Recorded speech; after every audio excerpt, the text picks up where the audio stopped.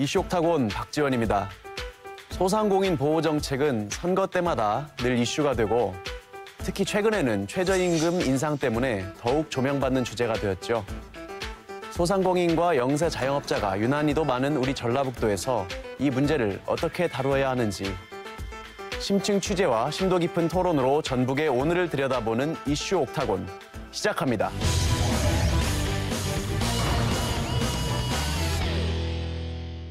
오늘 1라운드 이슈 인사이드에서는 전라북도의 소상공인 보호 정책에 대해서 다뤄보겠습니다. 오늘 고정 패널로는 이재규 우석대 교수, 신명교 노무사님 나와주셨고요. 전문가 패널로 안호영 더불어민주당 전북도당위원장, 두완정 전북소상공인연합회장 모시고 이야기 나누겠습니다. 인사하시죠. 네. 안녕하세요. 일단은 안호영 국회의원님 민주당 도당위원장 선출되신 거 축하드리고요. 네, 우선 축하해 주셔서 감사하다는 말씀을 드리겠습니다. 이번에 이제 그 도당위원장으로 선출이 됐다는 그 기쁨보다는 사실은 전북에 해결해야 될 그 과제들이 많아서 어깨가 좀 무겁습니다. 우리 전북도민들이 바라는 것은 이제 전북의 위기를 잘 해결하고 또 전북의 대도약을 우리 전북도당이 좀 이끌어갔으면 좋겠다, 이런 바람을 갖고 있다고 생각하고요. 최선을 다해서 그 기대에 부응하도록 노력하겠습니다. 네, 전라북도뿐만 아니고 전국의 현안이 지금 최저임금과 소상공인 보호, 자영업자 보호 문제인데요. 일단은 카드 수수료 문제부터 한번 시작을 해보죠. 지금 제로페이라고 하던가요? 지자체마다 정부에서 핸드폰 QR코드를 스캔해서 카드 수수료를 0원으로 만들어 보겠다고 나서서 서울페이를 시작으로 해서 여러 가지 지금 확장이 되어가고 있는 것 같은데.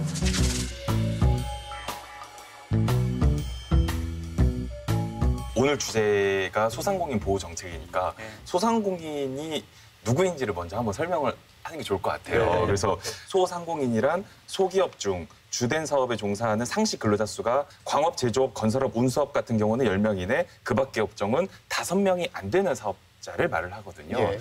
그러면 5명이 안 되는 종업원을 고용한 식당을 우리가 말하는 여기서 지금 소상공인이라고 볼 수 있거든요. 네. 그러면 기본적으로 5명이 안 되는 사업장은 6,000원, 7,000원 밥 먹으면서 신용카드 긁기 조금 미안할 때 있거든요. 네. 그러니까 이런 QR코드로 이렇게 해서 카드 수수료 안 내니까 더 마음도 손님 입장에서도 편하고 그 소상공인 입장에서도 수수료 안 내는, 그러니까 좋은 정책적인 면에서는 좋은 거죠. 근데 다만 지금 우려스러운 부분은 분명히 있다고 봐요. 신용카드가 제공하고 있는 그 많은 부가 서비스들, 할인 혜택들, 그다음에 어떤 익숙함, 이런 것들을 어떻게 극복할 수 있을까? 정부의 입장에서는 어떻게든 이제 그 경영 여건을 좀 좋게 해주려고 하는 정책적 바람이 좀 있습니다. 이제 그런 측면에서 카드 수수료를 적게 해주려고 하는 이제 그런 방안으로 이런 그 서울페이 같은 이런 것들이 이제 제안이 되고 했습니다. 근데 아직은 본격적으로 시행이 안 됐으니까 뭐라고 효과를 좀 논하기는 어렵습니다만은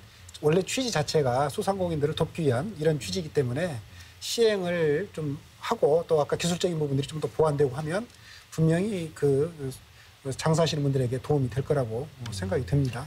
그러면은 영세 자영업자나 소상공인들이 또 다른 힘들어하는 문제 어떤 것들이 있습니까?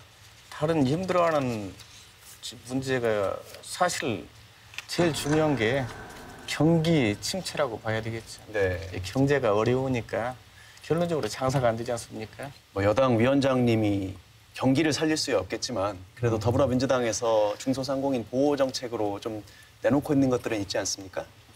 네, 그렇습니다. 우선 제일 먼저 말씀드리고 싶은 게 청와대 차원에서도 깊은 관심을 갖고 있다는 거고요. 그래서 지난주에 청와대 최초로 자영업 비서관이라고 하는 자료를 좀 만들었고요.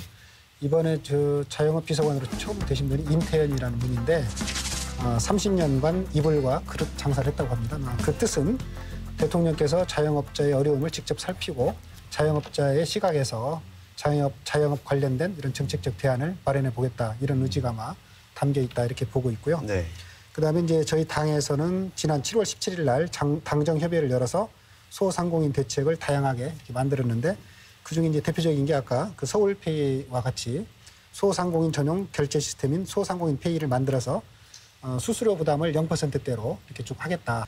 그다음에 이제 올해도 최저임금 인상하면서 월 13만 원대의 일자리 안정자금을 지금 제공하고 있지 않습니까? 네. 그래서 내년에도 아마 그런 계획들을 세우고 있고 이제 관련 부처하고 협의를 해서 내년도 예산안에 반영할 것으로 이렇게 좀 생각이 되고요. 네. 그다음에 이제 지금 소상공인 같은 경우에 문제가 되는 게 이제 대부분 프랜차이즈 관련해서 가맹점들이 여러 가지 어려움들을 겪고 있는데 이런 그 본사가 광고 판촉 행사를 할 때는 그 가맹점의 그 동의를 사전 동의를 받도록 하는 그런 제도도 그런 제도를 시행하기 위해서 개정을 준비하고 있고요. 네. 여러 가지 그 대안들을 갖고 있습니다. 그리고 저도 이제 뭐 시민단체 활동하고 이러면서 과정에서 여러 자영업을 해봤습니다. 유통업도 해봤고 그래서 조금은 더 실감을 한다고 생각하는데 그런데 자영업자들이 가장 어려움을 겪는 이유는 뭐 경기가 이제 하강할 때는 손님이 없으면 뭐 아무것도 안 되기 때문에 그건 뭐 근본적인 어려움이겠지만 사실은 임대료, 인건비, 가맹비 뭐 이런 것들입니다. 이런 그 근본적인 비용이 나오는 부분에서 각각의 정책적인 대안들이 와줘야 된다고 보거든요. 그러니까 임대료 같은 경우는 뭐 상가 임대차 보호법을 현실화시켜서 정말 계속 상승하는 임대료 압박, 또 장사가 잘 되면 주인이 나가라게 해버리고 그리고 이제 가맹비 같이 프랜차이즈 본사의 우월적 지위를 이용한 횡포 이런 것들을 막아줄 때 사실 카드 수수료율 자체 비중이 낮아지는 거거든요. 근데 그 모든 게 막혀 있는 와중에 카드 수수료율이라도 좀 해주면 이거 단비처럼 생각하는 그런 게 있는 거죠. 추가적으로 하나만 더 말씀드리면 저희 정부에서 준비하고 있는 여러 대책 중에 하나가 현재 상가임대차 보호법상 임대기간이 5년으로 돼 있는데요. 10년으로 연장하려고 하고 있고 네. 또 임대료를 지나치게 올리지 못하도록 규제하는 내용을 넣어서 그 개정안을 준비하고 있습니다. 뭐 전라북도 현재 소상공인들 업종이 아까 말한 그런 영세 서비스 업종들이 많습니까? 전라북도 소상공인 현황에 대해서 간단하게 좀 얘기해 주세요. 예, 전라북도 소상공인 전체적으로 지금 한 13만 명 정도 되게 사업자가 그 정도 되고 우리 대한민국은 24%, 25% 정도가 지금 된다고 그러거든요.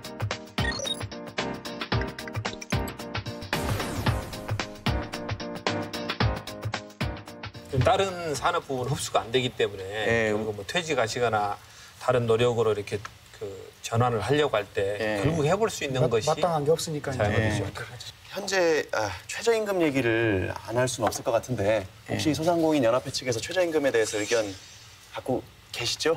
지금 현재 우리 소상공인 연합회 쪽에서 하는 얘기가 이 업종별 그 차등화예요. 일본식으로 좀 했으면 좋겠다. 예. 예, 그리고 또한 제도 개선 그 두 가지를 크게 지금 들고 있죠. 사실은 이제 최저임금이 인상이 돼서 제일 문제가 되는 부분은 사실 대기업이나 중견기업은 크게 문제가 안 되고요. 예. 이제 중소상공인 말하자면 이제 자영업자하고 그다음에 저임금 근로자에서 이제 문제가 되는 거잖아요. 사실은 둘 다 비슷한 처지이기 때문에 둘 사이에 어떤 싸움의 문제가 아니고 실제로 이제 우리 자영업자들을 어렵게 하는 다른 요소들도 많이 있다고 보거든요. 대기업과 중소기업과의 관계에서 불공정한 거래로 인한 어떤 중소기업의 피해 문제도 있고 프랜차이즈 본사와 또 가맹점 사이에서도 또 어려운 점들이 있고요. 소상공인들의 어려움들을 또 해결하게 되면 말하자면 소상공인도 살고 또 저임금 근로자도 사는 그런 방안이 있을 수 있다고 보고요. 그런 측면에서 좀 더 정부에서도 대안을 찾고 우리 사회에서도 좀 더 그런 점을 요청해야 되지 않을까. 그런 부분에 대한 말씀을 좀 드리고 싶습니다. 좀 획기적인 다른 외국이나 지역에 무슨 우리가 참 벤치마킹 해보면 좋을 것 같다 이런 사례는 없을까요? 프랑스가 전 세계에서 처음으로 그 사업자 협동조합을 만들었거든요. 그러니까 일명 상업협동조합이라고 그러는데 어찌됐든 영세 소상공인이 극복해야 되는 것은 어떻게 보면 규모의 한계를 극복해야 되지 않나라는 생각이 드는 거예요. 그러면 내가 지금 하루 벌어서 하루 먹고 살기도 힘든데 언제 규모의 경제를 생각하고 변화하는 다양한 어떤 모바일 플랫폼의 경제, 사회 변화에 대해서 어떻게 능동적으로 대응을 할 수 있겠습니까? 그런 차원에서 프랑스 같은 경우에는 상업협동조합을 만들어서 유통이나 서비스 분야를 조합원들끼리 같이 극복을 한 겁니다. 어떻게 보면 규모의 한계를 극복을 한 건데 그랬더니 5년까지 소상공인 평균 생존율이 52.7%나 된 거예요. 세계 1위거든요. 그런데 우리나라의 경우를 한번 찾아봤어요. 그랬더니 프랑스의 경우에는 미용 협동조합이 딱 하나입니다. 그다음 커피 협동조합도 하나예요. 그만큼 그 협동조합 하나로 많은 서비스를 받을 수 있는 거죠. 근데 우리나라는 미용 협동조합이 33개, 커피 협동조합이 38개. 그러니까 사업자들끼리도 그 협동이 잘 안 되는 거죠. 경쟁을 한다는 얘기죠. 네, 경쟁을 하고 서로 그 안에서 싸우고. 그래서 저는 그 국가적인 차원에서는 이런 프랑스의 상업협동조합 모델을 한번 적극적으로 벤치마킹하는 것도 좋은 것 같아요. 정부에서도 지금 아까 말씀하신 네. 것 중에 이제 자영업이나 네. 이제 중소상공인들을 위해서 이렇게 협업하고 이제 조직화할 수 있도록 하는 예. 것을 지원하는 예, 예. 그 정책도 지금 그 네. 준비들을 지금 하고 있는 걸로 알고 있는데요. 그게 일종의 저는 제가 봤을 때 아까 말씀하신 것처럼 규모의 경제를 네. 이루기 위한 방법이지 않나 이런 네, 생각이 네, 좀 네. 듭니다. 그 참고로 이제 외국의 그 제도를 조금 더 말씀드리면 네. 유럽연합에서도 이제 중소기업법이라게 중소기업의 의견을 정부에 이렇게 전달을 하고 또 만약에 이제 새로운 어떤 제도가 만들어지게 되면 그것이 중소기업에 미치는 영향을 사전에 평가해서 그걸 반영할 수 있도록 하는 이제 그런 법안이고요. 47개국이 장관과 대표가 그 볼로냐에 모여서 이제 볼로냐 선언을 중소기업 정책 선언문을 발표한 적이 있는데 거기서도 이제 중소기업이 미치는 여러 가지 뭐 그 경제 발전이나 또 고용 창출, 지역 균형 발전 이런 부분에 대한 여러 가지 효과들을 중시하면서 중소기업을 국가에 맞게 발전시켜야 된다 이런 취지의 그 선언문을 채택한 적도 있습니다. 마지막으로 마무리하기 전에 한마디씩 듣고 가려고 하는데요. 혹시나 꼭 못하신 말씀 있으시면 한 번씩 해주시죠. 예, 요즘에 뭐랄까 대기업과 이 중소기업하고 규모랄지 그 너무나 이 양극화 현상이 돼 있지 않습니까? 그러다 보니까 대기업의 근로자와 우리 그 소상공인의 근로자와의 그 임금 격차도 똑같이 따라가는 거 아니겠습니까? 그런 부분을 보면은 참 안타깝고 서로 그 배려하고 양보하면서 상생의 길을 열어 나가야 되지 않겠나 저는 그런 생각을 해봅니다. 알겠습니다.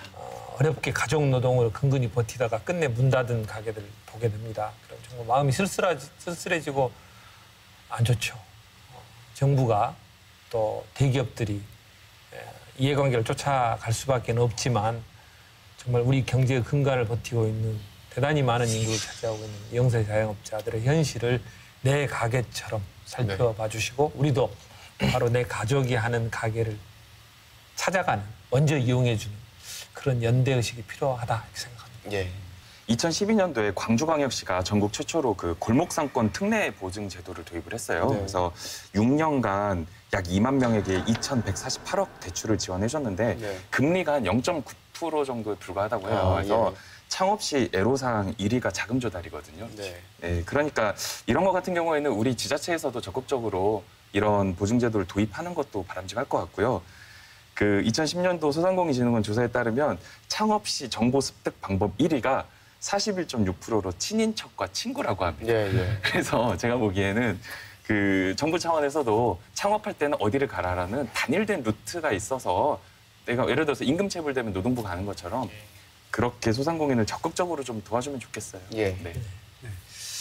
어쨌든 뭐 지금 전반적으로 우리 대한민국 경제가 좀 어렵다고 얘기하고 있고 특히 우리 전라북도에서는 또 우리 소상공인들, 우리 자영업자들 어렵다고 얘기를 하고 있습니다. 그래서 우리 소상공인 자영업자들의 어려움들을 덜어주기 위한 정책적인 노력을 정부에서도 정말 각별한 관심을 갖고 좀 추진하고 있다는 말씀을 좀 드리고요. 또 이 소상공인들이 살아날 때 우리 전북 경제가 전체적으로 살아날 수 있다 이런 말씀을 드리고 이런 부분에 대한 좀 정부의 노력을 지켜봐 주시고 격려해 주시면 고맙겠습니다. 예. 우리 지역은 특히 취약한 산업 구조상 영세 자영업자랑 소상공인이 많을 수밖에 없는 구조인데요. 예, 오늘 경제의 말초 혈관이나 모세 혈관과 다를 바 없는 소상공인 살리기 대책에 대해서 이야기 나눠봤습니다. 좋은 말씀 잘 들었습니다.